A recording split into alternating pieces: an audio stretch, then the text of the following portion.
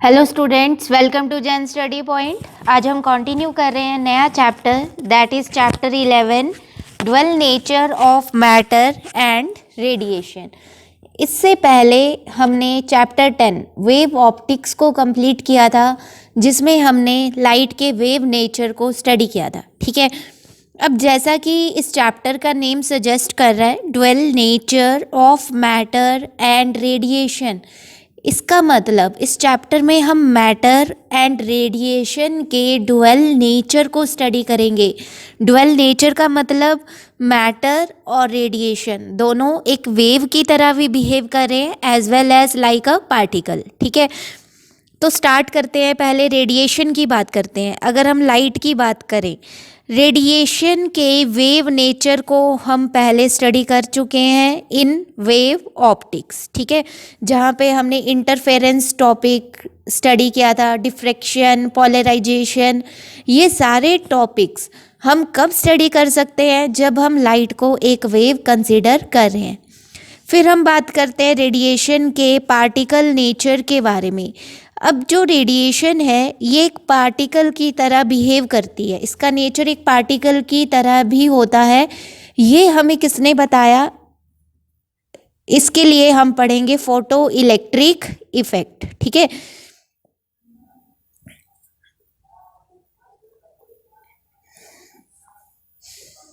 ये जो इफेक्ट है फोटो इलेक्ट्रिक इफेक्ट, इस चैप्टर में हम स्टडी करेंगे। इस इफेक्ट से हमें पता लगा कि रेडिएशन एक पार्टिकल की तरह भी बिहेव करती है। ठीक है, फिर हम बात करते हैं मैटर के बारे में। मैटर के बारे में हम बहुत छोटी क्लासेस से पढ़ते आ रहे हैं। मैटर क्या है? It consist of atoms. ठीक है, एटम्स फर्दर किसके बने होते हैं? Electrons, protons, neutrons. तो मैटर का पार्टिकल नेचर होता है, ये हम बहुत पहले से पढ़ते आ रहे हैं। बट इस चैप्टर में हम स्टडी करेंगे कि मैटर के पास भी वेव नेचर होता है। एक एक्सपेरिमेंट हम स्टडी करेंगे, that is Davisson Germer experiment, जिसके थ्रू मैटर का वेव नेचर प्रूव होगा। ठीक है, तो बेसिकली आप देख सकते हो यहाँ पे हम ड्वेल नेचर की बात करेंगे ऑफ रेडिएशन एंड मैटर। दोनों के ड्वेल नेचर का मतलब कि रेडिएशन और मैटर एक वेव की तरह भी बिहेव करते हैं as well as like a particle. ठीक है, तो यहाँ पे हम डी ब्रॉगली हाइपोथेसिस को भी डिस्कस करेंगे, विच इज़ वेरी इम्पोर्टेंट। ठीक है, डी ब्रॉगली हाइपोथेसिस जो ड्वेल नेचर को प्रूव करेगी। क्लियर? तो अब आपको क्लियर हो गया होगा कि इस चैप्टर में हम बेसिकली क्या स्टडी करने वाले हैं। स्टार्ट करते हैं फोटो इलेक्ट्रिक इफेक्ट से। ठीक है, हेडिंग दे लो, photo electric effect. Photo electric effect, photo electric effect को प्रूव किया गया था बाय हर्ट्ज। ठीक है, हर्ट्ज ने इसको डिस्कवर किया था, इस इफेक्ट को करके देखा था। फिर बाद में 20th सेंचुरी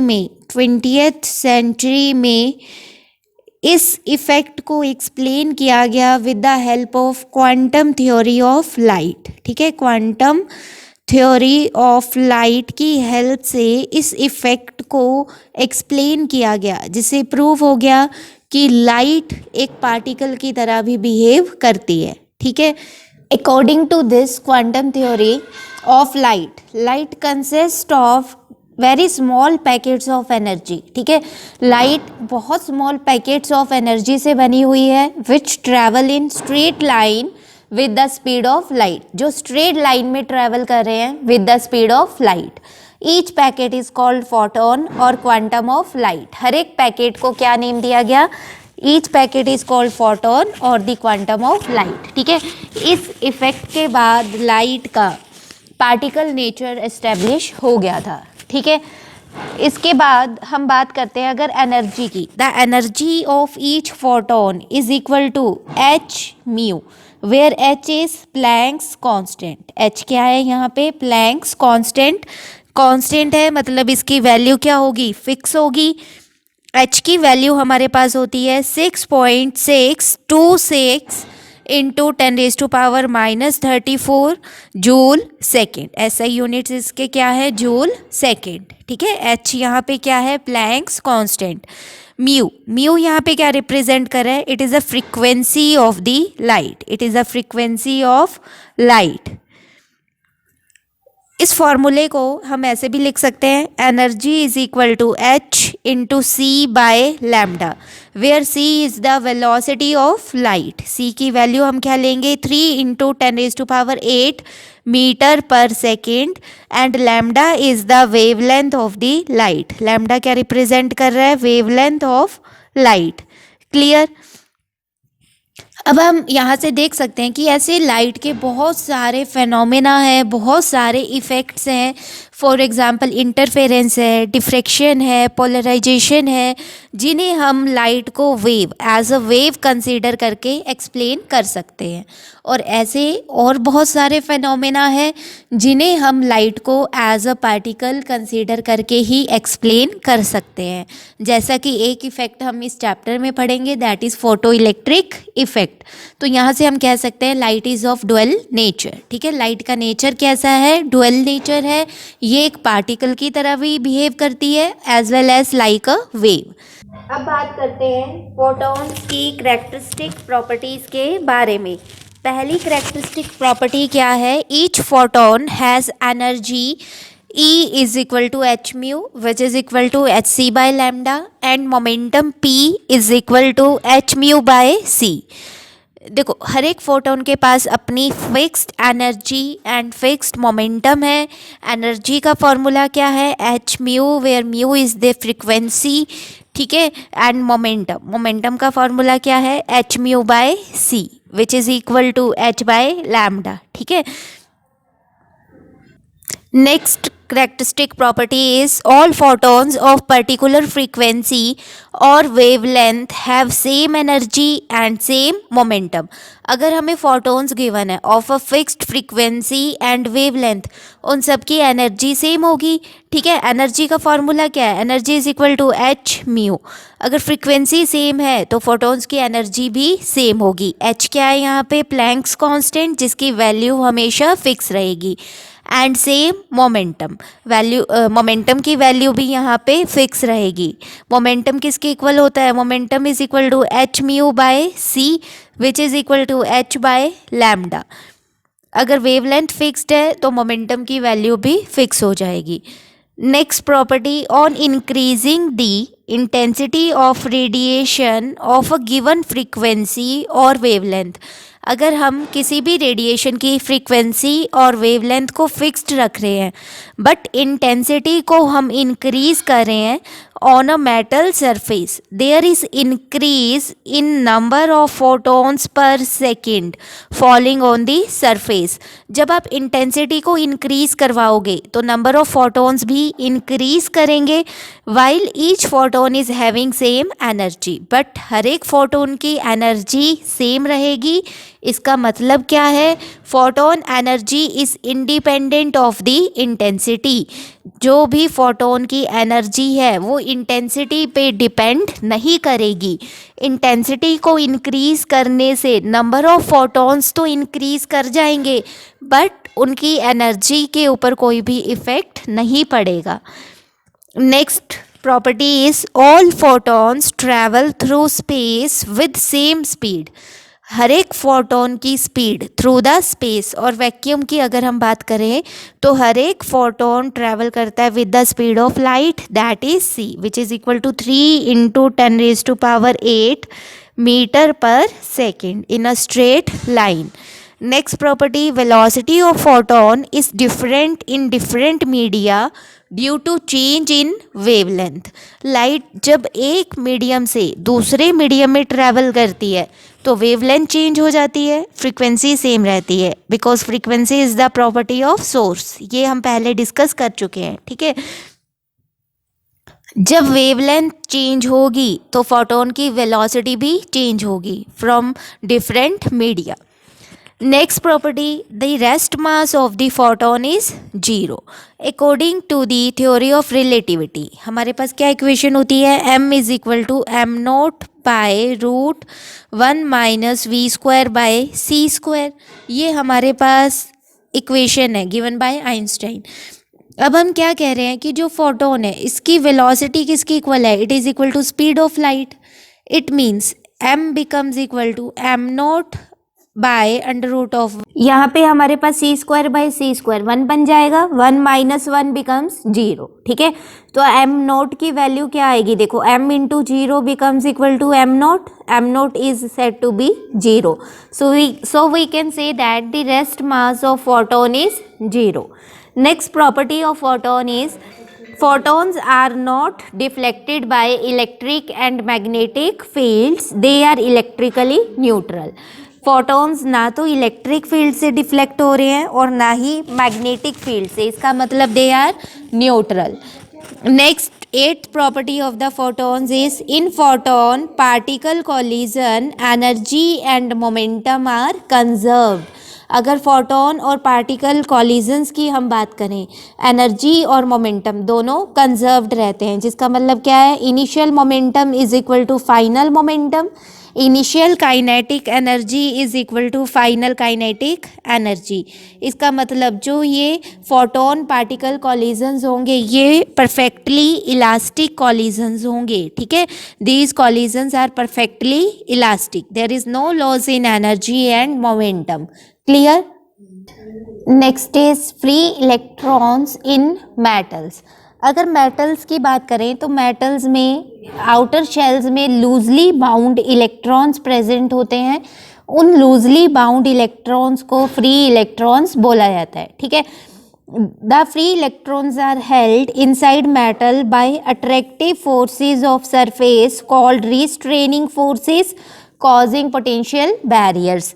जो ये फ्री इलेक्ट्रॉन्स होते हैं they are free to move inside the metal, metal के अंदर ये फ्रीली मूव कर सकते हैं, but do not escape the metal surface without any energy. ठीक है, एक्सटर्नल एनर्जी के बिना ये अपने आप मेटल सरफेस को लीव नहीं कर सकते, but they are free to move inside the metal surface. अब यहाँ पे सेकेंड पॉइंट में क्या मेंशन किया गया है कि जो ये फ्री इलेक्ट्रॉन्स होते हैं ये बाउंडेड होते हैं inside the metal by attractive forces which are known as restraining forces, जो पोटेंशियल बैरियर क्रिएट करती हैं to leave the electron from the metal surface. Next is a certain minimum amount of energy has to be supplied to electron to leave the metal surface. इसका मतलब अगर metal surface में से किसी भी free electron को escape करना है तो हमें एक्स्ट्रा मिनिमम एनर्जी प्रोवाइड करनी पड़ेगी। इस एक्स्ट्रा मिनिमम एनर्जी को, एक्सटर्नल मिनिमम एनर्जी को हम क्या बोलते हैं, वर्क फंक्शन ऑफ मेटल। ये एनर्जी डिपेंड करती है on the nature of metal.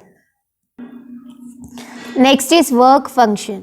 Work function क्या है, जैसा कि अभी हमने स्टडी किया था, the minimum energy required by an electron to just escape from the metal surface so as to overcome the restraining forces at the surface. किसी भी मेटल में से फ्री इलेक्ट्रॉन को एमिट करने के लिए, एग्जिट करने के लिए जो minimum amount of energy required है, उस मिनिमम अमाउंट ऑफ एनर्जी को हम क्या बोलते हैं, वर्क फंक्शन। वर्क फंक्शन को हम फाई नोट से रिप्रेजेंट करते हैं और इसके ऐसा यूनिट्स होते हैं इलेक्ट्रॉन वोल्ट। ठीक है, EV, इलेक्ट्रॉन वोल्ट। अब वर्क फंक्शन की वैल्यू हर एक मेटल के लिए डिफरेंट है। It is lowest for the caesium. अगर सीजियम की बात करें, सीजियम के लिए, फॉर सीजियम वर्क फंक्शन की वैल्यू होती है, इट इज़ 2.14 इलेक्ट्रॉन वोल्ट। ठीक है, and it is maximum for platinum. Platinum के लिए वर्क फंक्शन की वैल्यू मैक्सिमम होती है और इसकी मैक्सिमम वैल्यू होती है 5.65 इलेक्ट्रॉन वोल्ट।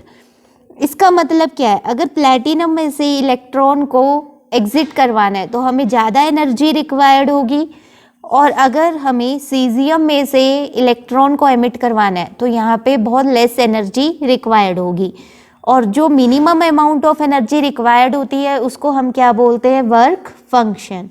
ठीक है, अब फैक्टर्स स्टडी कर लेते हैं जिनके ऊपर वर्क फंक्शन डिपेंड करेगा। First factor is work function depends on temperature of the metal. किसके ऊपर डिपेंड करता है ये? Depends on the temperature of the metal, temperature of the metal.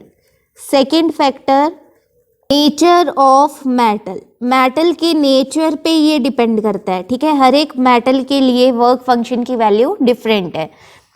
Third, it depends on the impurities present, impurities present inside, impurities present inside metal surface. Metal के अंदर जो भी impurities present है उन पे डिपेंड करती है वर्क फंक्शन की value. Clear? Next is electron emission. Electron emission क्या है? It is the phenomena of emission of electrons from the surface of metal. This phenomena is called electron emission. अगर हम रूम टेम्परेचर की बात करें तो room temperature पे electrons किसी भी मेटल सरफेस में से एग्जिट नहीं कर सकते because due to the presence of the restraining forces. ये इलेक्ट्रॉन्स बाउंडेड होते हैं इनसाइड द मेटल सरफेस, जिसके कारण कुछ ना कुछ इन्हें एनर्जी रिक्वायर्ड होती है to leave the metal surface, और उस मिनिमम अमाउंट ऑफ एनर्जी को हम क्या बोलते हैं? वर्क फंक्शन बोलते हैं। ठीक है, अब यहाँ पे एक केस बनता है कि इलेक्ट्रॉन्स कब एमिट करेंगे from the metal surface? When they acquire energy which is greater than the work function. जब इलेक्ट्रॉन्स के पास energy greater than the work function of the metal surface होगी, उस टाइम इलेक्ट्रॉन्स मेटल सरफेस में से emit कर सकते हैं, अदरवाइज नहीं कर सकते। ठीक है, तो अलग अलग मेथड्स हैं, अलग अलग प्रोसेसेस हैं जिनकी हेल्प से हम इलेक्ट्रॉन्स को एमिट करवा सकते हैं। फर्स्ट प्रोसेस क्या है? Thermionic emission. थर्मियोनिक का मतलब होता है thermal energy with the help of heat energy. It is the phenomena of emission of electrons from metal surface when heated suitably. अब कितने इलेक्ट्रॉन्स यहाँ पे एमिट कर रहे हैं ये डिपेंड करता है on the temperature of the metal surface. जितना ज़्यादा टेम्परेचर होगा मेटल सरफेस का उतने ज़्यादा इलेक्ट्रॉन्स यहाँ पे एमिट होंगे। ठीक है, और जो इलेक्ट्रॉन्स एमिट होते हैं उन्हें हम क्या बोलते हैं? That are known as thermal electrons, that are known as thermal electrons और thermions, या फिर हम उन्हें क्या बोलते हैं? thermions। Clear? Next process is photo electric emission. Photo का मतलब होता है लाइट, लाइट की हेल्प से इलेक्ट्रॉन्स को एमिट करवाना है। ठीक है, it is the phenomena of emission of electrons from metal surface when light radiations of suitable frequency fall on it। जब suitable frequency की light radiations fall करेंगी on metal surface, जिसकी हेल्प से इलेक्ट्रॉन्स एमिट होंगे, इस process को हम क्या बोलते हैं? Photo electric emission. और जो इलेक्ट्रॉन्स एमिट हो रहे हैं उन्हें बोला जाता है photo electrons. That electrons are known as photo electrons. Now the number of photoelectrons depend on the intensity of the incident radiation. जितनी ज़्यादा इंटेंसिटी होगी इंसिडेंट रेडिएशन की उतने ज़्यादा फोटो इलेक्ट्रॉन्स यहाँ पे एमिट होंगे। रेडिएशंस यहाँ पे फॉल कर रही है in the form of energy packets called photons, जैसा कि हम पहले भी डिस्कस कर चुके हैं। Third method is field emission. It is the phenomena of emission of electrons from the surface of metal under the application of a strong electric field। ठीक है, जब हम बहुत ज़्यादा स्ट्रॉन्ग इलेक्ट्रिक फील्ड अप्लाई करते हैं टू अ मेटल सरफेस, उस case में जो इलेक्ट्रॉन्स एमिट हो रहे हैं उस प्रोसेस को क्या बोलते हैं? Field emission. यहाँ पे बहुत ज़्यादा स्ट्रॉन्ग इलेक्ट्रिक फील्ड रिक्वायर्ड होगी, that is approximately of 10⁸ volt पर metre.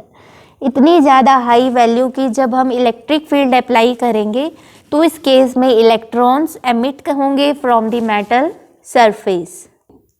Next is secondary emission.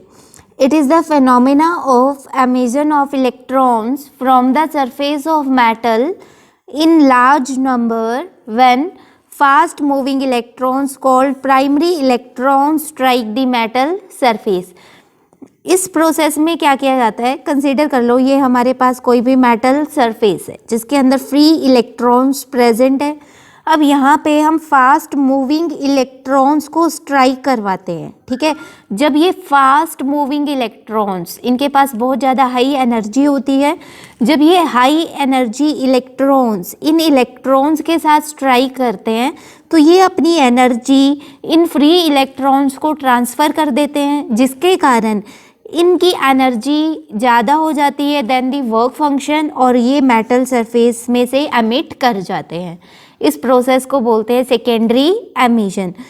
जो ये फास्ट मूविंग इलेक्ट्रॉन्स हैं इन्हें प्राइमरी इलेक्ट्रॉन बोला जाता है, और इन फ्री इलेक्ट्रॉन्स को सेकेंडरी इलेक्ट्रॉन्स का नेम दिया जाता है। आई होप अब आपको ये सारे मेथड्स इलेक्ट्रॉन एमिशन के बहुत अच्छे से क्लियर होंगे। हम डिटेल में पढ़ेंगे photo electric emission. Photo electric effect, जैसा कि हमने अभी स्टडी किया था, the phenomena of emission of electrons from surface of metals when radiations of suitable frequency fall on them, ठीक है। जब मेटल सरफेस पे suitable frequency and suitable wavelength की रेडिएशंस को हम फॉल करवाते हैं तो उस केस में जो फ्री इलेक्ट्रॉन्स एमिट होते हैं उस फिनोमेना को, उस प्रोसेस को बोलते हैं फोटो इलेक्ट्रिक इफेक्ट। अब ये डिपेंड करता है on the nature of the different metals, ठीक है। हर एक मेटल के लिए particular wavelength and particular frequency की रेडिएशंस रिक्वायर्ड होती हैं। फॉर एग्जांपल, अगर एल्कली मेटल्स के लिए हम स्टडी करें, ठीक है, एल्कली मेटल्स हैं for example lithium, sodium, potassium, इन सब की अगर हम बात करें तो इनके लिए विजिबल लाइट रिक्वायर्ड होती है, ठीक है। इनके लिए विजिबल लाइट रिक्वायर्ड होती है to emit free electrons. Second, अगर हम अदर मेटल्स की बात करें, जैसे कि फॉर एग्जांपल जिंक की बात करें, कैडमियम की बात करें, ये photo electrons photo electric effect को शो करते हैं only under the ultra violet radiations, ठीक है। तो यहाँ से हमें पता लग रहा है कि हर एक मेटल के लिए particular wavelength and particular frequency की रेडिएशंस रिक्वायर्ड हैं, ठीक है, जिनकी हेल्प से ये इलेक्ट्रॉन्स को एमिट करते हैं। जो फ्री इलेक्ट्रॉन्स इस प्रोसेस में एमिट होंगे उन्हें फोटो इलेक्ट्रॉन्स बोला जाता है, और जो करंट प्रोड्यूस होगा उस करंट को फोटो इलेक्ट्रिक करंट बोला जाता है। क्लियर? फिर यहाँ पे एक बहुत इंपॉर्टेंट टर्म डिस्कस करें, that is threshold frequency. For a given photosensitive material, a minimum frequency of the incident radiation is required to emit electrons. That minimum frequency is called threshold frequency. किसी भी metal surface में से electrons को emit करवाने के लिए जो भी हम रेडिएशन फॉल करवा रहे हैं उसके एक पर्टिकुलर वैल्यू, मिनिमम फ्रीक्वेंसी होनी चाहिए। उस फ्रीक्वेंसी को हम क्या बोलते हैं? Threshold frequency. अगर इंसिडेंट रेडिएशन की फ्रीक्वेंसी थ्रेशोल्ड फ्रीक्वेंसी से लेस होगी तो उस केस में कोई भी फोटो इलेक्ट्रॉन एमिट नहीं होगा। तो आप लिख सकते हो there is no emission of electrons when frequency of incident radiation is less than threshold frequency. The nature of the threshold frequency, the value of the threshold frequency depends on the nature of material. ठीक है, metal surface के material के nature पे depend करेगा कि threshold frequency की value कितनी होगी। Next is experimental study of photo electric effect. Photo electric effect को एक्सपेरिमेंटली कैसे स्टडी किया था? देखो, इसके लिए क्या किया गया था, एक इवैक्यूएटेड ग्लास ट्यूब कंसीडर की गई थी, ठीक है। वैक्यूम की हेल्प से उसके अंदर एयर को बाहर निकाला गया था। तो इस तरह से यहाँ पे हम क्या ले रहे हैं, एक इवैक्यूएटेड ग्लास ट्यूब कंसीडर कर रहे हैं। इसके ऊपर एक विंडो सील्ड थी लाइक दिस, ठीक है। ये हमारे पास क्या है, इवैक्यूएटेड ग्लास ट्यूब है। इस इवैक्यूएटेड ग्लास ट्यूब के अंदर दो प्लेट्स हैं। इस प्लेट को हम नेम दे रहे हैं सी और इस वाली प्लेट को हम नेम दे रहे हैं ए।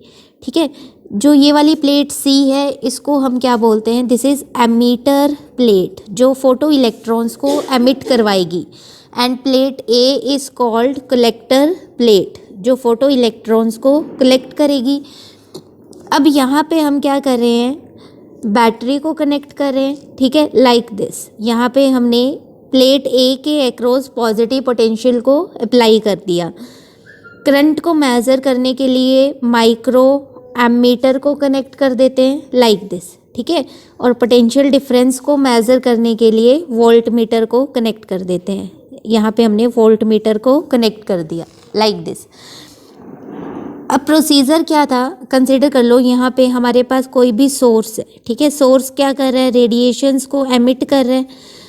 अब रेडिएशंस क्या करेंगी, यहाँ पे एक फ़िल्टर कनेक्टेड है जो पर्टिकुलर फ्रीक्वेंसी एंड वेवलेंथ की रेडिएशंस को फॉल करवाएगा। अब पर्टिकुलर फ्रीक्वेंसी और वेवलेंथ की रेडिएशंस जब फिल्टर से पास करते हुए विंडो में जाएंगी और विंडो से पास करते हुए जब एमीटर प्लेट पे फॉल करेंगी, तो यहाँ से एमीटर प्लेट से फोटो इलेक्ट्रॉन्स एमिट होंगे। ये इलेक्ट्रॉन्स एक्सीलरेट करेंगे towards the collector plate when positive potential is applied across this collector plate.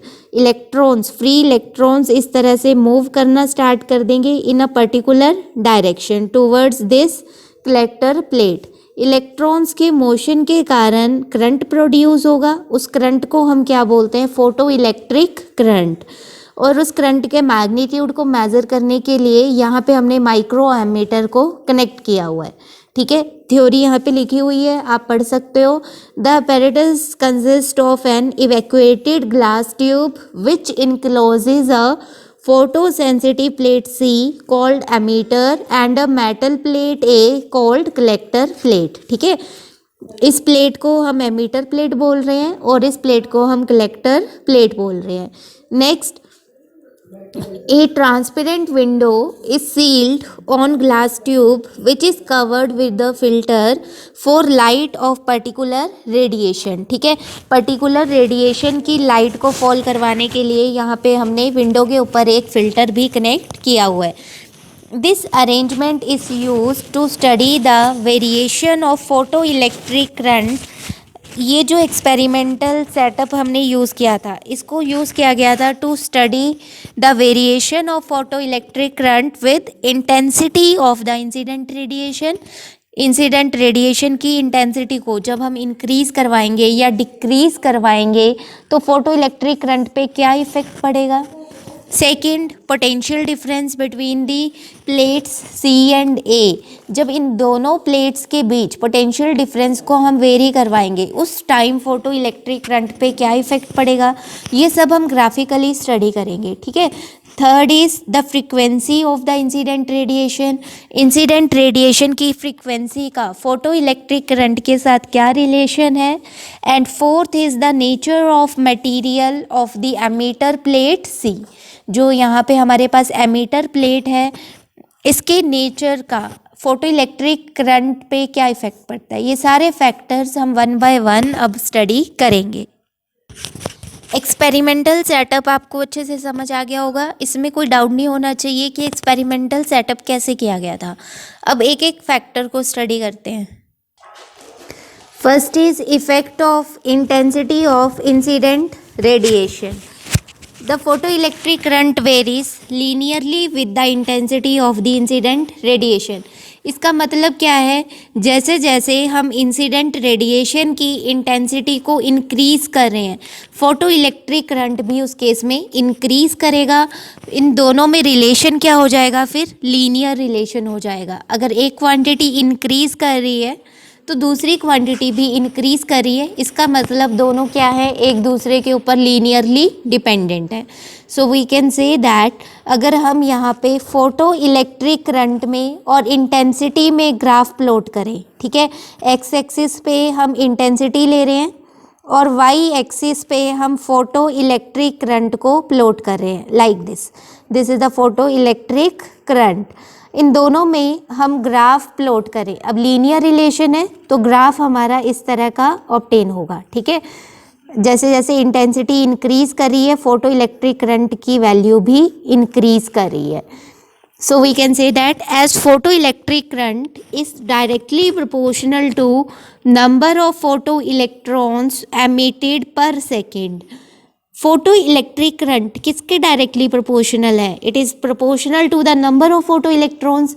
जितने ज़्यादा फोटो इलेक्ट्रॉन्स होंगे इलेक्ट्रिक करंट भी उतना ज़्यादा होगा। So we can say that the number of photo electrons emitted is directly proportional to intensity of the incident radiations. जितनी ज़्यादा incident radiation की इंटेंसिटी होगी उतने ज़्यादा फोटो इलेक्ट्रॉन्स एमिट होंगे और उतना ज़्यादा फोटो इलेक्ट्रिक करंट होगा। Next is effect of potential of plate A with respect to plate C. Experimental setup हमारे पास ये था। प्लेट सी क्या है? Emitter plate and plate A is collector plate. अब हम क्या कर रहे हैं, हमें देखना है what is the effect on photo electric current by the potential between the plate C and A. जब हमने यहाँ पे पर्टिकुलर हाई पोटेंशियल अप्लाई किया हुआ है to the plate A, electrons move करेंगे टूवर्ड्स दी प्लेट ए, जिसके कारण फोटो इलेक्ट्रिक करंट प्रोड्यूस होगा और उस फोटो इलेक्ट्रिक करंट को माइक्रो एमीटर मेजर कर रहा है, ठीक है। अब हम पोटेंशियल को वेरी करवाएंगे और नोट करेंगे माइक्रो एमीटर की रीडिंग को कि फोटो इलेक्ट्रिक करंट पे क्या इफेक्ट पड़ता है, ठीक है। ग्राफ प्लॉट कर रहे हैं। वाई एक्सिस पे हम लेंगे फोटो इलेक्ट्रिक करंट जैसा कि हमने पहले लिया था। वाई एक्सिस पे हम फोटो इलेक्ट्रिक करंट को प्लॉट करेंगे और एक्स एक्सिस पे हम पोटेंशियल को प्लॉट करेंगे। एक्स एक्सिस पे हम पोटेंशियल ले रहे हैं। जैसे जैसे हम पॉजिटिव पोटेंशियल को हाई करेंगे फोटो इलेक्ट्रिक करंट की वैल्यू भी इंक्रीज करेगी, ठीक है। जैसे जैसे हम पोटेंशियल को इंक्रीज करेंगे फोटो इलेक्ट्रिक करंट भी इंक्रीज करेगा। For a particular value of potential photo electric current की वैल्यू कांस्टेंट हो जाएगी, सैचुरेट हो जाएगा, मतलब ये अपनी मैक्सिमम वैल्यू पे पहुंच जाएगा। फिर आप कितना भी पॉजिटिव पोटेंशियल इंक्रीज कर लो फोटो इलेक्ट्रिक करंट पे कोई भी इफेक्ट नहीं पड़ेगा, इसकी वैल्यू कांस्टेंट हो जाएगी, ठीक है। दोबारा से समझते हैं हमने क्या स्टडी किया। जैसे जैसे हम पॉजिटिव पोटेंशियल को इंक्रीज कर रहे हैं फोटो इलेक्ट्रिक करंट भी इंक्रीज हो रहा है। फिर एक पर्टिकुलर वैल्यू ऑफ पोटेंशियल के लिए फोटो इलेक्ट्रिक करंट की वैल्यू कांस्टेंट हो गई, सैचुरेशन पॉइंट आ गया यहाँ पे, ठीक है। हम कितना भी पॉजिटिव पोटेंशियल अप्लाई कर ले करंट की वैल्यू पे कोई भी इफेक्ट नहीं पड़ेगा, उसकी वैल्यू कांस्टेंट रहेगी। उसके बाद अब हम पोटेंशियल की वैल्यू को डिक्रीज करवाएंगे। जैसे जैसे पोटेंशियल की वैल्यू को डिक्रीज करवाएंगे फोटो इलेक्ट्रिक करंट डिक्रीज होगा, ठीक है।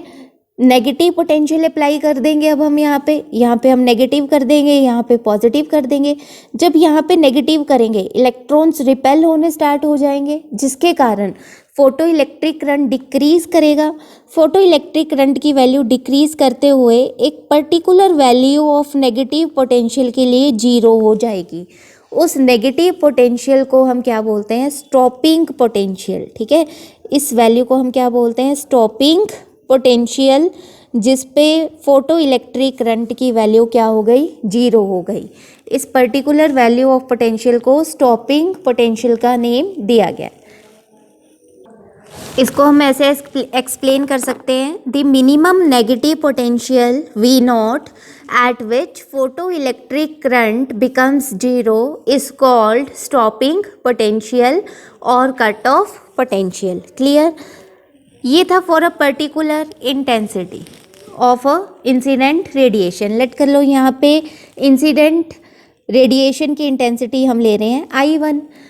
अगर हम इंटेंसिटी को इंक्रीज करवा दें, ठीक है, अगर हम इंटेंसिटी को इंक्रीज करवाएंगे तो फोटो इलेक्ट्रिक करंट भी इंक्रीज करेगा। इससे पहले वाले इफेक्ट में हम स्टडी कर चुके हैं।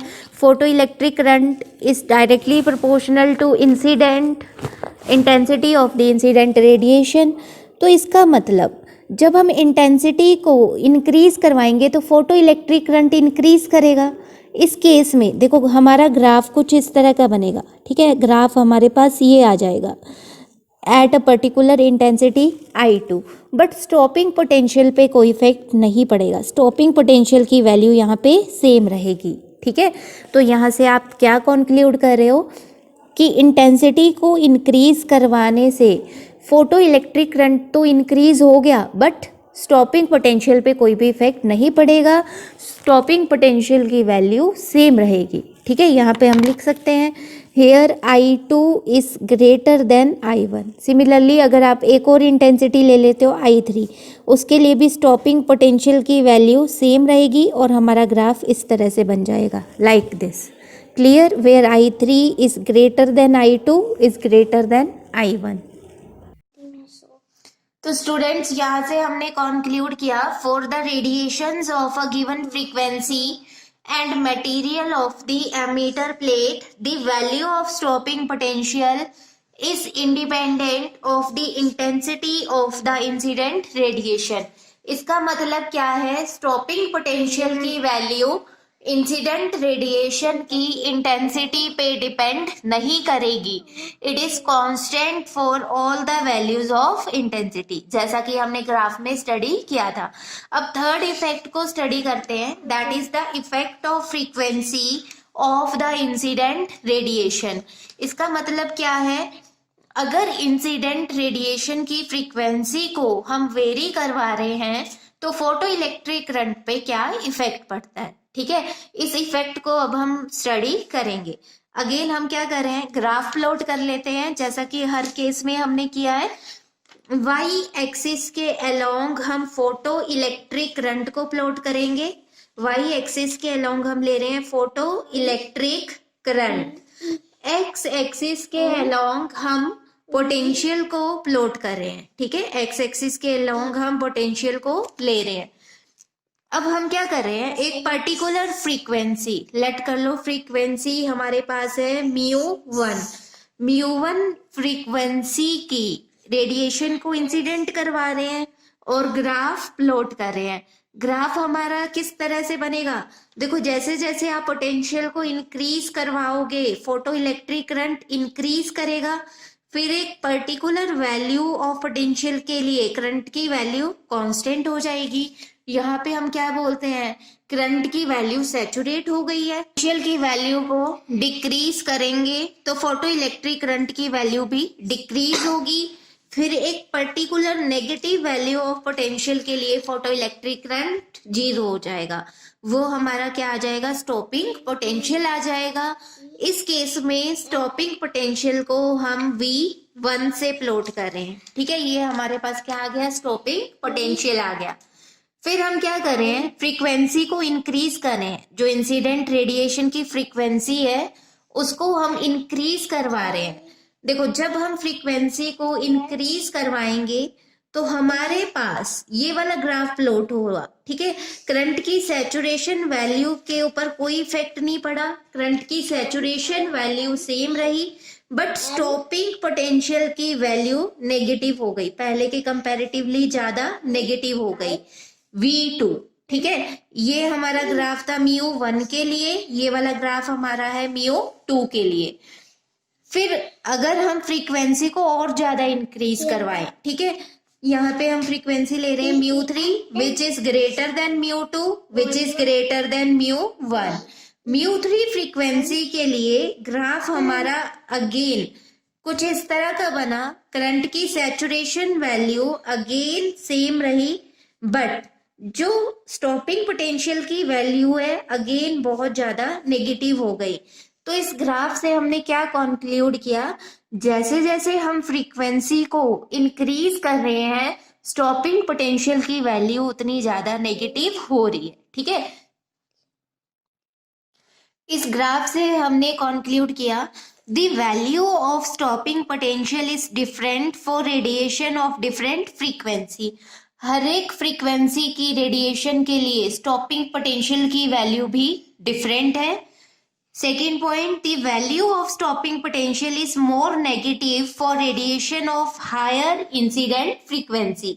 जैसे जैसे फ्रीक्वेंसी की वैल्यू इंक्रीज कर रही है स्टॉपिंग पोटेंशियल की वैल्यू उतनी ज्यादा नेगेटिव हो रही है। Third point, the value of saturation current depends on the intensity of the incident radiation.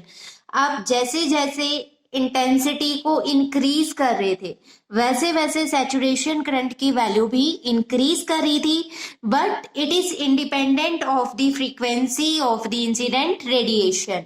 But saturation current की वैल्यू फ्रीक्वेंसी पे डिपेंड नहीं कर रही। जैसा कि हम ग्राफ से देख सकते हैं, फ्रीक्वेंसी की तीनों वैल्यूज के लिए μ3, μ2 एंड μ1, तीनों वैल्यूज के लिए सैचुरेशन करंट की वैल्यू सेम है। इसका मतलब सैचुरेशन करंट इंटेंसिटी पे डिपेंड तो करता है बट फ्रीक्वेंसी पे डिपेंड नहीं करता। If a graph is plotted between stopping potential and frequency of the incident radiation for two different matters A and B, देखो अभी हमने रिलेशन पढ़ा था between the stopping potential and frequency. They are linearly dependent on each other. Frequency की value जितनी ज्यादा increase हो रही थी, स्टॉपिंग पोटेंशियल उतना ज्यादा नेगेटिव हो रहा था। इससे पहले वाले ग्राफ में हमने स्टडी किया था, ठीक है। तो यहाँ पे हमारा ग्राफ देखो किस तरह से बनेगा। वाई एक्सिस के अलोंग हम स्टॉपिंग पोटेंशियल ले रहे हैं, स्टॉपिंग पोटेंशियल वाई एक्सिस के अलोंग स्टॉपिंग पोटेंशियल को प्लॉट कर रहे हैं, और एक्स एक्सिस के along frequency of the radiation, frequency of the incident radiation को हम प्लॉट कर रहे हैं। For a photo sensitive material these two quantities are linearly dependent on each other, ठीक है। अलग अलग मेटल्स के लिए हम ये ग्राफ प्लॉट करेंगे तो हमारा ग्राफ कुछ इस तरह से बनेगा, ठीक है। ये वाला ग्राफ आप देख सकते हो, there is a linear relation between the stopping potential and frequency. यहाँ पे फर्स्ट मेटल ए के लिए हमने ये ग्राफ प्लॉट किया है, और यहाँ पे सेकेंड मेटल बी के लिए हमने यहाँ पे ग्राफ प्लॉट किया है। आप देख सकते हो यहाँ पे स्टॉपिंग पोटेंशियल की वैल्यू 0 हो रही है, फ्रीक्वेंसी की वो वैल्यू जहां पे स्टॉपिंग पोटेंशियल 0 हो रहा हो उस वैल्यू को क्या बोलते हैं, थ्रेशोल्ड फ्रीक्वेंसी। इसको हम μ01 से रिप्रेजेंट कर रहे हैं। सिमिलरली मेटल बी के लिए इस पॉइंट पे स्टॉपिंग पोटेंशियल की वैल्यू 0 हो रही है, इस थ्रेशोल्ड फ्रीक्वेंसी को हम μ02 से रिप्रेजेंट कर रहे हैं। इस ग्राफ से हमने कंक्लूड किया, for a given photo sensitive material the stopping potential varies linearly with the frequency of the incident radiation, ठीक है। स्टॉपिंग पोटेंशियल लीनियरली वेरी कर रहा है with the frequency of the incident radiation. Second point is, for a given photosensitive material, there is certain minimum cutoff frequency μ0 called threshold frequency for which stopping potential is 0. Frequency की वो value जहां पे stopping potential 0 हो रहा हो उस frequency को हम क्या बोलते हैं, threshold frequency. Third point, higher is the work function for a given photosensitive material, the greater is the value of threshold frequency. जितनी ज्यादा किसी भी फोटो सेंसिटिव मटेरियल, किसी भी मेटल सरफेस की वर्क फंक्शन की वैल्यू जितनी ज्यादा होगी उतनी ज्यादा थ्रेशोल्ड फ्रीक्वेंसी की वैल्यू होगी। Fourth point, the intercept on the potential axis. देखो पोटेंशियल क्या होता है, work done to carry your charge from one point to another, work done per unit charge.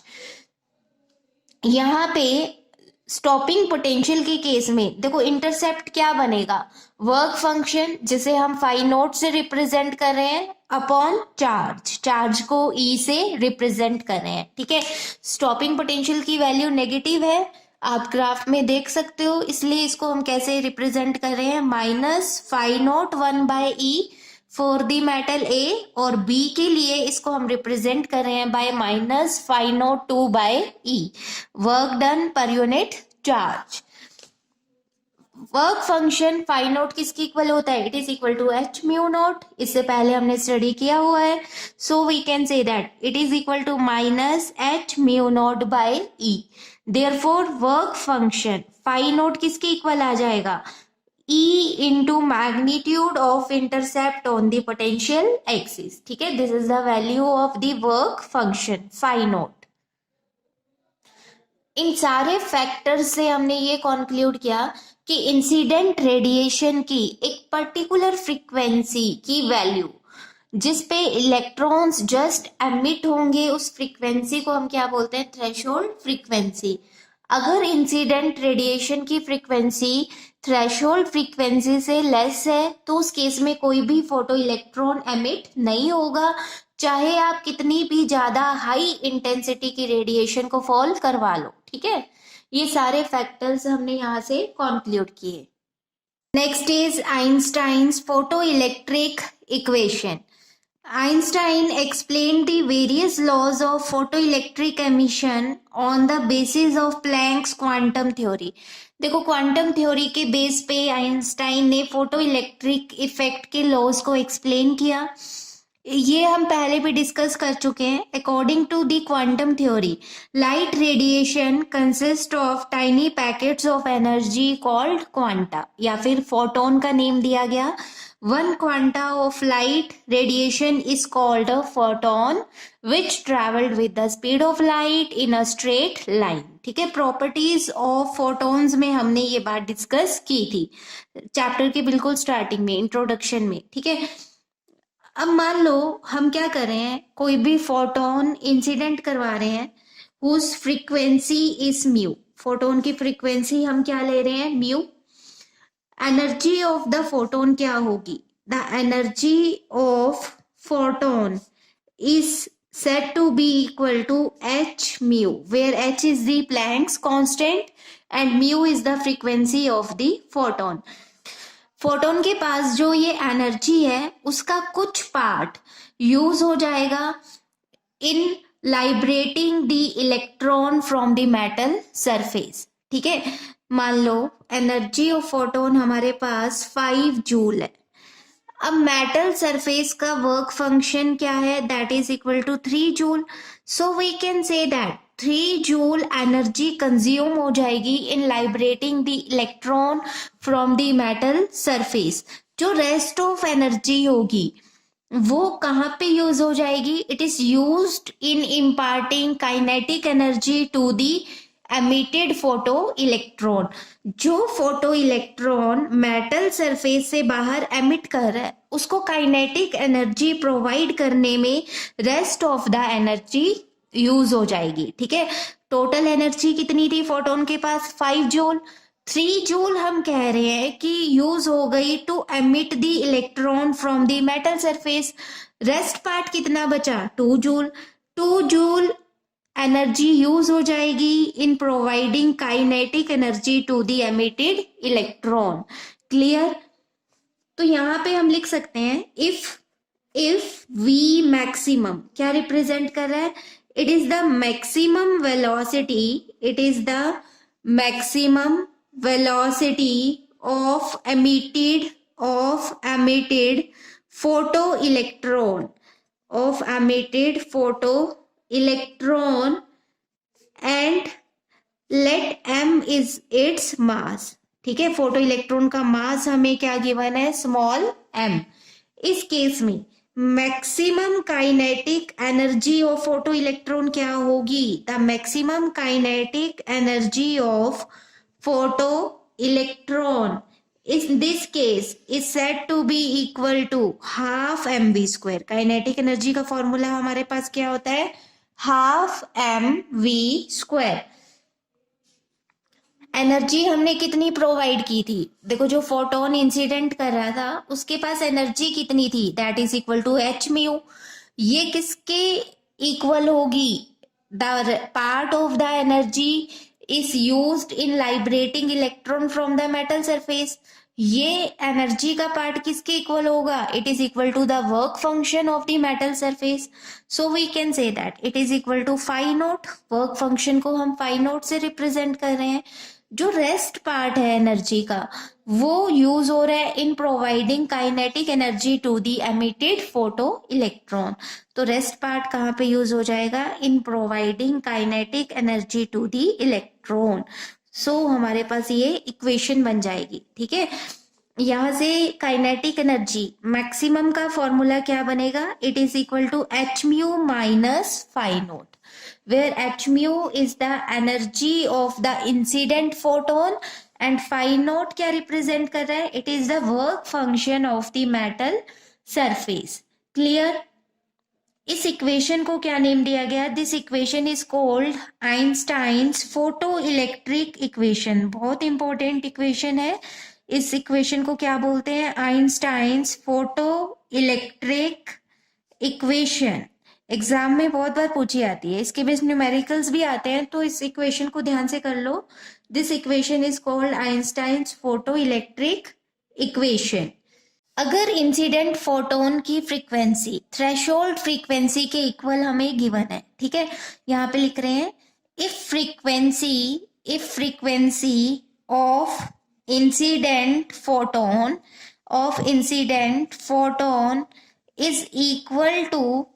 is equal to threshold frequency that is mu naught, threshold frequency that is mu naught।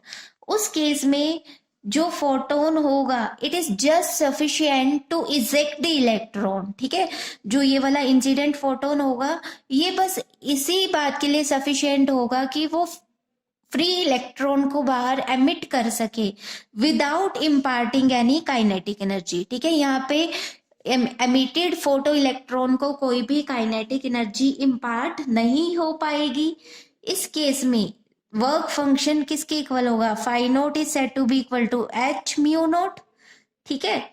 तो हमारे पास देखो Einstein की जो equation है वो क्या बन जाएगी? के maximum becomes equal to h mu minus phi naught। phi naught की वैल्यू पुट कर देते हैं, h mu naught, h यहां से कॉमन आ जाएगा, ब्रैकेट में हमारे पास क्या आएगा? Mu minus mu naught. This is the equation for the maximum kinetic energy, ठीक है। h क्या है यहाँ पे? Planck's constant. म्यू क्या रिप्रेजेंट कर रहा है? Frequency of the incident photon and mu naught is the threshold frequency. Clear? Next is the laws of photoelectric emission. First law क्या है? For a given metal and frequency of the incident radiation the number of photo electrons ejected per second is directly proportional to intensity of the incident radiation. देखो मान लो ये हमारे पास क्या है? कोई भी मेटल सरफेस है, इसके अंदर फ्री इलेक्ट्रॉन्स प्रेजेंट है। अब हम क्या कर रहे हैं? रेडिएशन फॉल करवा रहे हैं, ठीक है। रेडिएशन क्या है? It consist of tiny packets of energy called photons. अब हर एक फोटोन, देखो हर एक फोटोन एक इलेक्ट्रॉन को एमिट करवाएगा फ्रॉम द मेटल सरफेस। अगर हम इंसिडेंट रेडिएशन की इंटेंसिटी को इंक्रीज करवा रहे हैं, नंबर ऑफ फोटॉन्स इंक्रीज करेंगे। जब नंबर ऑफ फोटॉन्स इंक्रीज करेंगे तो नंबर ऑफ फोटो इलेक्ट्रॉन्स जो एमिट करते हैं वो भी क्या कर जाएंगे? इंक्रीज कर जाएंगे, ठीक है। तो फर्स्ट लॉ हमारा ये ही है। देखो क्या है, दोबारा से पढ़ते हैं। The number of photo electrons ejected per second is directly proportional to the intensity of the incident light, ठीक है। इंसिडेंट लाइट की इंटेंसिटी जितनी ज्यादा होगी उतने ज्यादा फोटो इलेक्ट्रॉन्स एमिट करेंगे। बिकॉज इंटेंसिटी को इंक्रीज करवाने से number of photons falling on the metal surface increase करेंगे, so the number of photoelectrons emitted also gets increased. Now the second law is for a given metal there exists a certain minimum frequency of incident radiation below which no emission of photoelectron takes place. This frequency is called threshold frequency. देखो हमारे पास Einstein equation क्या बनी थी, kinetic energy maximum is equal to h mu minus mu naught, where mu naught is called the threshold frequency. अगर incident photon की frequency less than threshold frequency हो तो इस केस में काइनेटिक एनर्जी क्या हो जाएगी, नेगेटिव हो जाएगी, जो कि पॉसिबल नहीं है। इस केस में हम कहेंगे कि कोई भी फोटो इलेक्ट्रॉन एमिट नहीं करेगा, ठीक है। If the frequency of incident photon is less than threshold frequency, then it in that case no emission of photoelectrons takes place। Third law की बात करते हैं। Above threshold frequency the maximum kinetic energy of emitted photo electron is independent of intensity but depends only on the frequency of the incident light. देखो third law बहुत important है। Third law से हमें क्या इंफॉर्मेशन मिल रही है कि जो मैक्सिमम काइनेटिक एनर्जी है वो इंटेंसिटी पे डिपेंड नहीं करती but depends on the frequency, frequency पे डिपेंड करती है। देखो अगेन हम सेम इक्वेशन को यहाँ पे अप्लाई कर रहे हैं। मैक्सिमम काइनेटिक एनर्जी किसके इक्वल है, it is equal to h mu minus mu naught. अब हम क्या कह रहे हैं, frequency is greater than threshold frequency. So, in this case, kinetic energy is directly proportional to frequency। frequency पे ये depend कर रही है, intensity of the radiation पे depend नहीं कर रही, ठीक है। इसका मतलब क्या है, अगर हम इंसिडेंट रेडिएशन की इंटेंसिटी को इंक्रीज करते हैं तो नंबर ऑफ फोटॉन्स इंक्रीज कर जाएंगे, ठीक है। नंबर ऑफ फोटो इलेक्ट्रॉन्स जो एमिट हो रहे हैं वो इंक्रीज कर जाएंगे बट फोटॉन्स की, फोटो इलेक्ट्रॉन्स की जो एनर्जी है उस पर कोई इफेक्ट नहीं पड़ेगा, energy remains same. Clear, this is the third law of photo electric emission. अब बात करते हैं फोर्थ लॉ की। Fourth law of photo electric emission is the photo electric emission is an instantaneous process. The time lag between incident radiation and emission of photoelectrons is very large, that is less than even 10 raised to power minus 9 second. इसका मतलब क्या है, जो photo electric emission है ये instantaneous process है।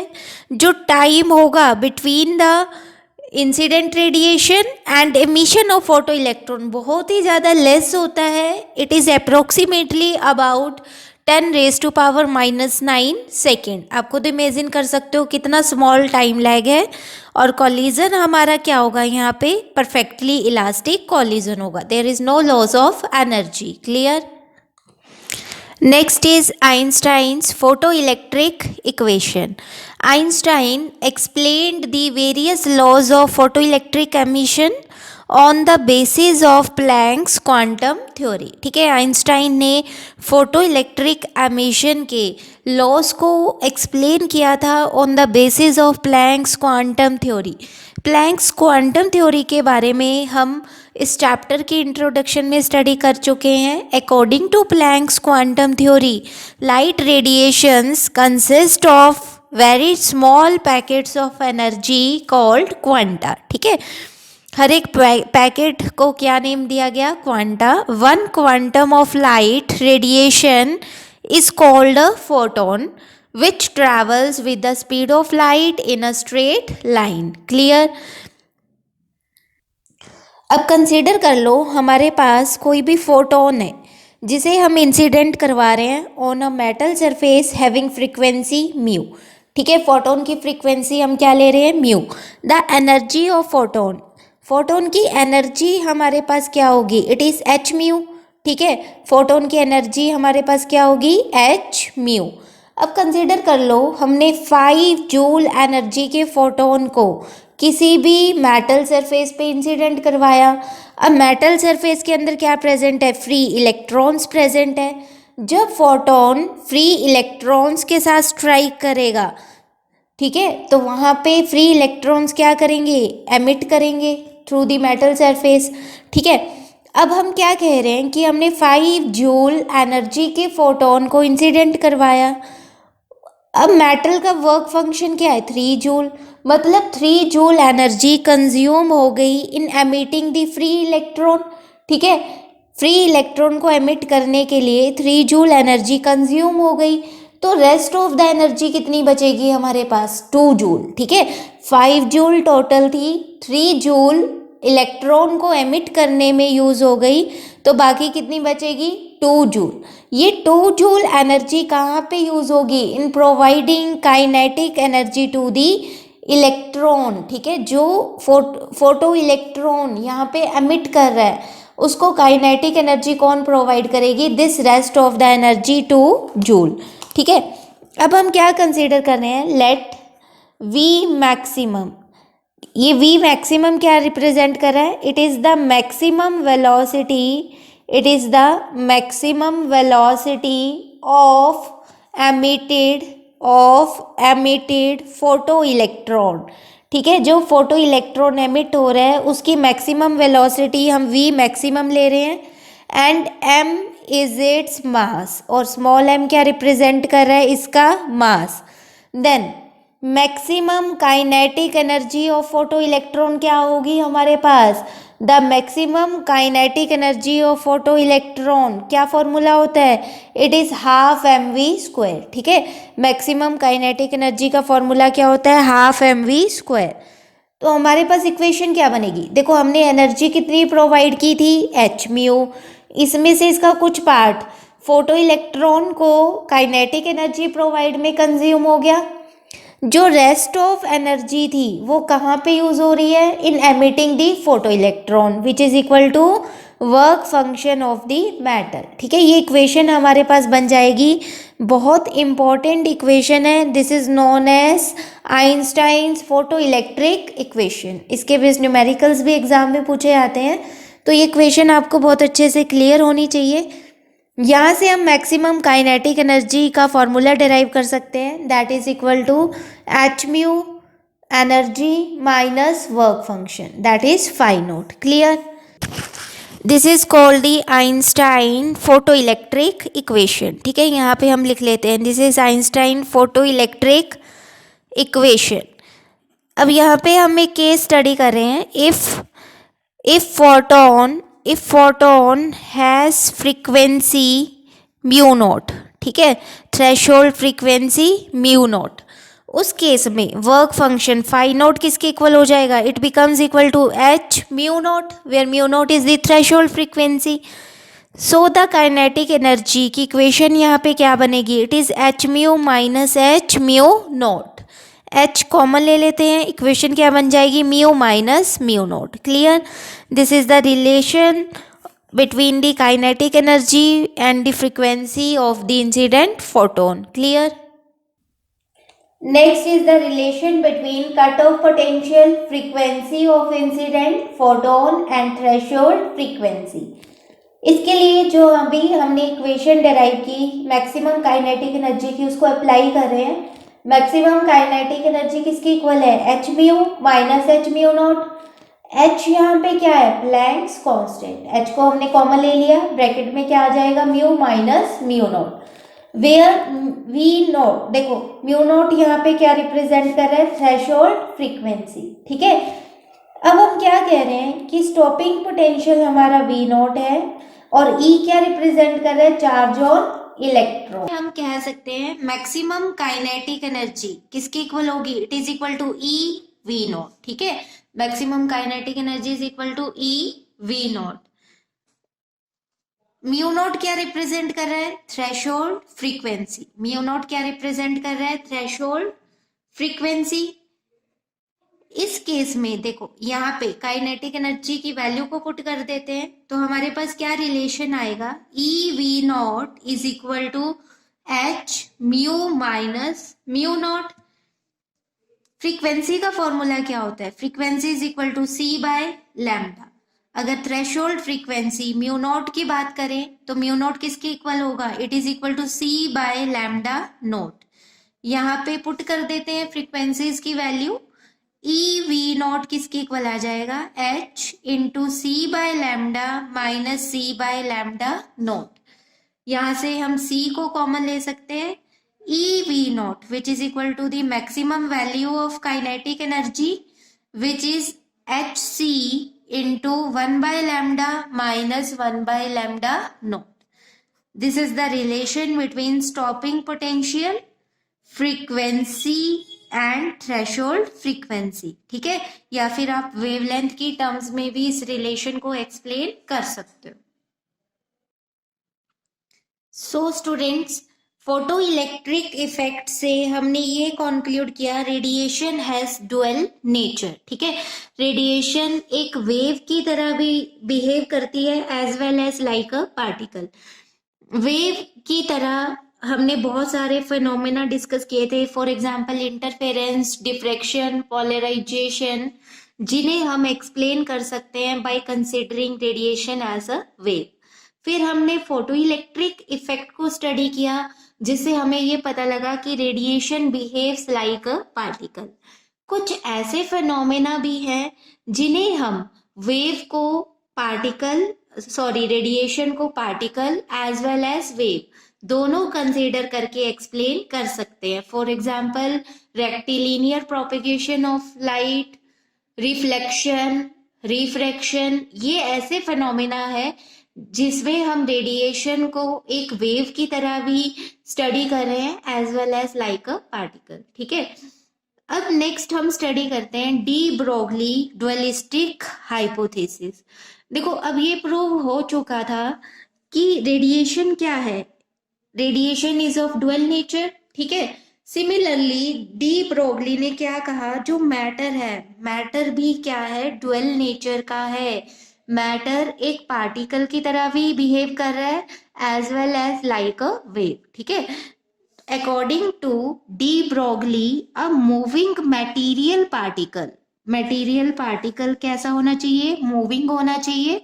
sometimes acts as a wave and sometimes as a particle.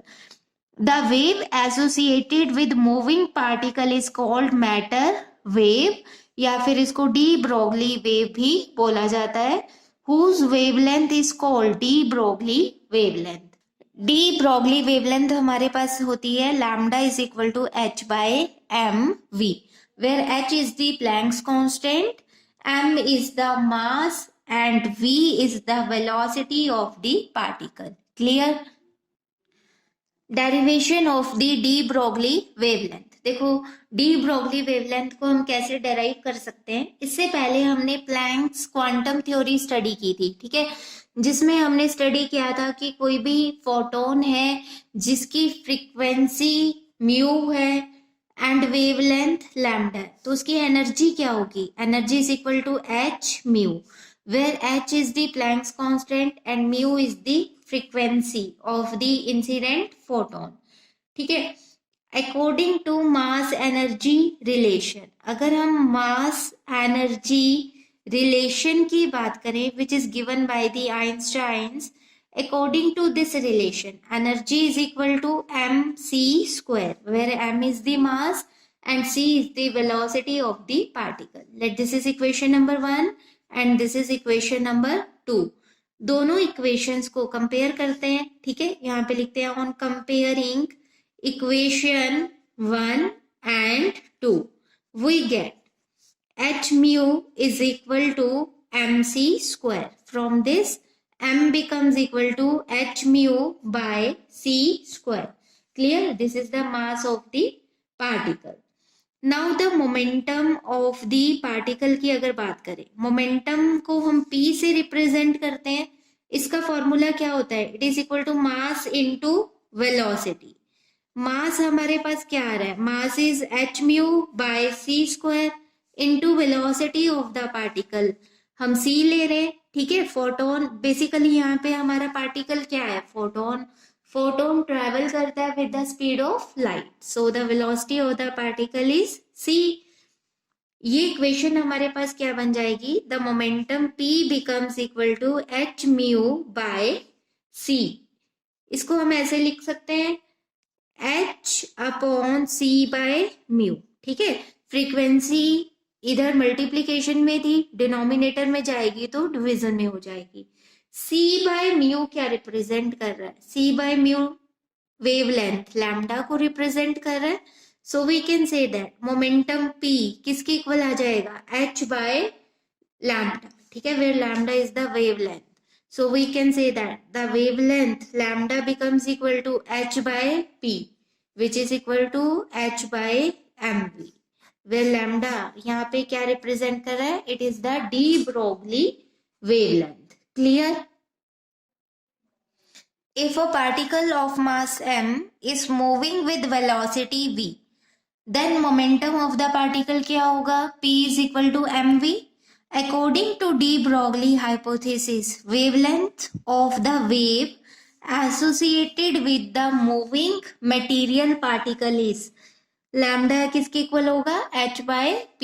ठीक है, where p is the momentum which is equal to mv. Clear? This is the equation of the de Broglie wavelength associated with the moving particle. अब कुछ cases यहाँ पे discuss कर लेते हैं.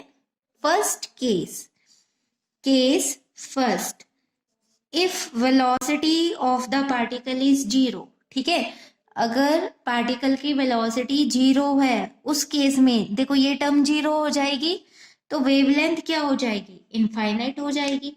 ठीक है, इसका मतलब क्या है, जो वेव्स हैं ये एसोसिएट करेंगी with the particle only if they are moving. ठीक है, अगर पार्टिकल मूविंग नहीं है तो उस केस में कोई भी डी ब्रॉगली वेवलेंथ, कोई भी डी ब्रॉगली वेव एसोसिएट नहीं करेगी. Second case if velocity is infinite, अगर मूविंग पार्टिकल की वेलोसिटी इनफाइनाइट है, उस केस में वेवलेंथ क्या हो जाएगी, 0 हो जाएगी. ठीक है, next is relation for de Broglie wavelength and temperature. अगर हम काइनेटिक थ्योरी ऑफ मैटर की बात करें, the average kinetic energy of particle at a given temperature, temperature को हम केल्विन में लेते हैं. ये इक्वेशन हमारे पास क्या होती है, के मैक्सिमम काइनेटिक एनर्जी को कैपिटल के से रिप्रेजेंट करें, which is equal to 3/2 into k T. यहाँ पे स्मॉल के क्या रिप्रेजेंट कर रहा है, बोल्ट्जमैन कांस्टेंट. ठीक है, ये 11th क्लास में आपने इक्वेशन स्टडी की थी काइनेटिक थ्योरी ऑफ गैसेस वाले चैप्टर में. Maximum kinetic energy of particle किसके इक्वल है, 3/2 के टी, वेयर के इज बोल्ट्जमैन कांस्टेंट. ठीक है, अब हम क्या कर रहे हैं, कोई पार्टिकल कंसीडर कर रहे हैं जिसका मास क्या है, m. If a particle of mass m is moving with velocity v, is moving with velocity v, इसकी काइनेटिक एनर्जी क्या होगी, then it's kinetic energy is equal to half mv². ठीक है, मोमेंटम ऑफ द पार्टिकल का formula क्या होता है, momentum को हम p से रिप्रेजेंट करते हैं. Momentum of particle p is equal to mv, which is equal to, in terms of kinetic energy, momentum का क्या फॉर्मूला होता है, it is under root 2mk, where k is the kinetic energy. kinetic energy की value put कर देते हैं in terms of temperature, so the momentum becomes root 2m into 3/2 k t. 2 से 2 यहाँ पे कैंसिल हो जाएगा, मोमेंटम किसके इक्वल आ जाएगा, रूट ऑफ 3mkt. ठीक है, ये मोमेंटम आ गया इन टर्म्स ऑफ टेम्परेचर. हमें क्या डिराइव करना है, de Broglie wavelength in terms of temperature. तो हम यहाँ पे लिख रहे हैं de Broglie wavelength, de Broglie wavelength. Lambda किसके इक्वल है, h बाय p के इक्वल है. It becomes equal to h by root 3mkt. This is the relation between de Broglie wavelength and temperature. ठीक है, where k is the Boltzmann constant. आपको इस बात का ध्यान रखना है. यहाँ पे स्मॉल k क्या है, it is the Boltzmann constant. Next is de Broglie wavelength of an electron. Consider an electron of mass m and charge e. हम एक इलेक्ट्रॉन कंसीडर कर रहे हैं जिसका मास m है, charge on the electron is e. Let v is the velocity acquired by electron when accelerated from rest through a potential difference of V volt. ठीक है, kinetic energy of electron, देखो gain in kinetic energy of electron किसके equal होगी? It is equal to half mv square, where m is the mass and v is the velocity of electron. Now the work done on the electron, ठीक है, work done कितना हो रहा है electron पे? Work done on electron is equal to ev, where v is the potential. Now we can say that the gain in kinetic energy is equal to work done on electron through a potential difference V. So we can say that half mv square is equal to ev. From this, the velocity v square becomes equal to 2ev by m. The velocity of electron becomes equal to root of 2ev by m. ठीक है, अब हम बात करते हैं de Broglie wave की. Wavelength of the de Broglie wave, it is equal to de Broglie wave associated with electron, that is equal to h by p, where p is the momentum. Momentum is equal to mv, so we can say that the wavelength becomes equal to h by m into under root 2ev by m. ठीक है, m को root के अंदर लेके जाएंगे तो m square बन जाएगा, फिर एक m यहाँ पे कैंसिल हो जाएगा. The wavelength becomes equal to h by root 2ev m. ठीक है, this is the wavelength of an electron. Clear? यहाँ पे हम सारी मैथमेटिकल वैल्यूज को पुट करते हैं. h क्या है? Planck's constant, which is equal to 6.63 into 10 raise to power minus 34 upon root में क्या है? 2 इंटू ई क्या रिप्रेजेंट कर रहा है? Charge on electron, which is 1.6 into 10 raise to power minus 19 coulomb. V potential है, ठीक है, पोटेंशियल की वैल्यू को हम एज इट इज रहने देते हैं. V into m is the mass of electron which is 9 into 10 raise to power minus 31. ठीक है, इसको सॉल्व करेंगे. हमारे पास वेवलेंथ लैम्डा किसकी इक्वल आएगी? Lambda is equal to 12.27 under root v into 10 raised to power minus 10 metre. ठीक है, this is the wavelength of an electron. इसको हम ऐसे लिख सकते हैं, the wavelength lambda is equal to 12.27 upon under root V angstrom. ठीक है, 10 raise to power minus 10 metre किसके इक्वल होता है? एंगस्ट्रॉन के इक्वल होता है. ये वेवलेंथ की वैल्यू आपको लर्न भी होनी चाहिए फॉर न्यूमेरिकल्स. ठीक है, न्यूमेरिकल्स में डायरेक्ट इस वैल्यू को हम अप्लाई करते हैं. Clear? So this is all about the photo electric effect and de Broglie hypothesis. Clear? यहाँ से प्रूव हुआ कि रेडिएशन और मैटर दोनों का नेचर क्या है? डुअलिस्टिक नेचर है. दैट इज दोनों एक वेव की तरह भी बिहेव कर रहे हैं as well as like a particle. ठीक है, कोई भी मूविंग पार्टिकल है मैटर का, उसके साथ जो वेव एसोसिएट करती है उस वेव को हम डी ब्रोगली वेव बोलते हैं, और उसकी वेवलेंथ किसके इक्वल होती है? That is equal to h by p, where h is the Planck's constant and p is the momentum. Clear? अब हमने यहाँ पे देखो फोटो इलेक्ट्रिक इफेक्ट में स्टडी किया था कि जो number of photo electrons emit करेंगे वो किसके ऊपर डिपेंड करेगा? Number of photons. ठीक है, अब इसका मतलब ये नहीं है कि number of photons falling on the surface is equal to the number of photo electrons emitted. ऐसा कुछ भी जरूरी नहीं है कि जितने फोटॉन्स फॉल करेंगे उतने ही फोटो इलेक्ट्रॉन्स किसी भी मेटल सरफेस में से एमिट करेंगे.